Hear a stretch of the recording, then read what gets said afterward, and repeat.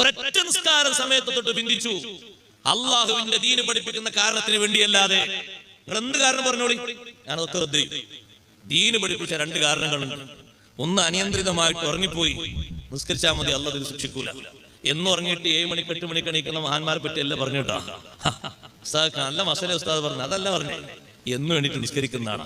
ഒരു ദിവസം ക്ഷീണം കൊണ്ടോ സുഖം കൊണ്ടോ ദുഃഖം കൊണ്ടോ എന്തോന്ന് അറിയില്ല, ഉറങ്ങിപ്പോയി.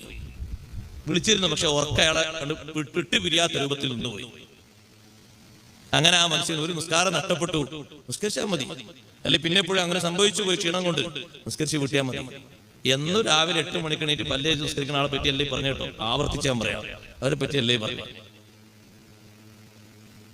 പഴയ കാലത്ത് നിസ്കരിക്കാത്തവർക്ക് പറയുന്ന ചോറ് കൊടുക്കൂലേ അല്ലേ?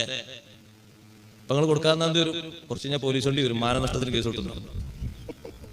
ഒരൊറ്റ നിസ്കാരം മറന്നുപോയി. രണ്ടാമത്തെ ഒരു കാരണം മറതിയാണ്. ഈ രണ്ട് കാരണങ്ങളല്ലാത്ത മൂന്നാമത്തെ ഒരു കാരണമല്ല.